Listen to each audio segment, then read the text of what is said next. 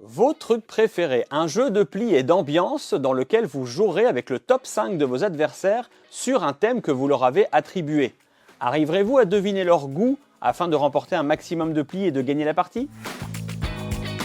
Une partie de vos trucs préférés, comment ça se passe? Ça se passe ici, j'ai fait une mise en place pour 3, sachant qu'on peut y jouer de 3 à 6 joueurs. Le principe de base étant qu'on va attribuer un thème à l'un de nos voisins. Moi, par exemple, j'ai attribué comme thème à mon voisin de droite des bruits satisfaisants, à classer selon sa sensibilité de 1 à 5. Moi, on m'a attribué le thème sur quelle créature j'aimerais voler. Dans l'ordre de mes préférences, vous en apprendrez un peu plus sur moi, j'ai mis en 1 Falkor, en 2 Syndragosa, en 3 Drogon, en 4 Toruk, en 5 Pégase et le cœur brisé qui est indiqué ici, j'ai mis Phénix parce que ça doit piquer un peu parce que ça a l'air d'être un peu brûlant. Donc c'est pour ça que c'est une créature sur laquelle je n'aimerais pas spécialement m'asseoir.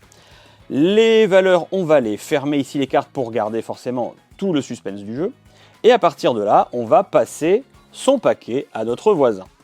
Donc les cartes avec le thème au voisin de gauche. Le voisin de gauche qui avait comme thème animal de compagnie, il le passe ici. Et le thème que j'avais attribué au joueur bleu, il me le renvoie ici, sur les bruits satisfaisants.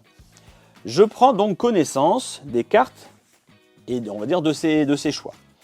Il a marqué fermeture de boîte de jeux de société, des verres qui trinquent, le tic-tac de la pendule le soir, des pas dans la neige, ouverture d'un pot de confiture ou la pluie au chaud dans son lit. Dans ces réponses, forcément, il y a un ordre de préférence. Maintenant, à moi d'essayer d'analyser un peu sa sensibilité. Est-ce que lui, le tic-tac de la pendule, ça lui plaît ou pas du tout? Est-ce que des pas dans la neige, est-ce qu'il les a mis plutôt haut dans le classement ou bas dans le classement? C'est avec ces cartes-là que je vais essayer donc de faire des plis. Si, imaginons, j'ouvre la manche, je vais peut-être tenter, aller ouvrir un pot de confiture, c'est quand même assez satisfaisant. Je ne sais pas si c'est son numéro 1, mais j'estime que ça doit quand même être une bonne valeur. Donc je vais jouer, ouvrir un pot de confiture.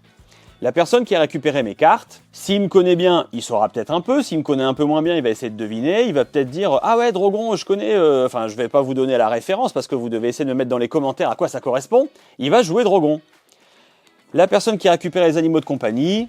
Alors, il y a hamster, chat, lapin, chien, de manière un peu plus classique, et des axolotes. Et il va se dire, allez, peut-être que celui qui a écrit, il est à fond dans les hamsters, du coup, il va mettre ça. Là, on va vérifier justement la valeur. Moi, Drogon, je l'avais mis en 3. L'ouverture d'un pot de confiture, ah, il avait mis 2, je l'avais bien senti. Et hamster en 5. Ah, effectivement, il a peut-être pas trop sensibilité au niveau des hamsters. Donc, du coup, je remporte le pli grâce à mon ouverture de pot de confiture, qui était effectivement mieux classée que les autres. Donc, chacun récupère ses cartes pour garder visibles les numéros qui sont déjà sortis. Je récupère un cœur. Et on change de joueur. Après, ça va tourner à chaque fois celui qui va ouvrir le pli. On va faire comme ça 5 plis sur les 6, et celui qui aura ramassé le plus de cœurs au bout de 2 manches, donc on va faire ça 2 fois, il aura remporté la partie de vos trucs préférés.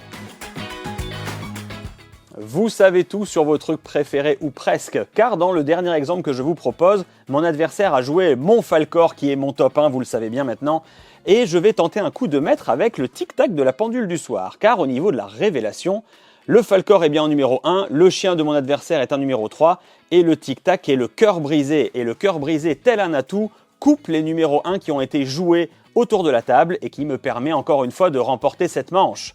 Arriverez-vous, comme cet exemple, à avoir la satisfaction d'avoir su cerner les goûts de vos adversaires? C'est ce que nous verrons. À bientôt.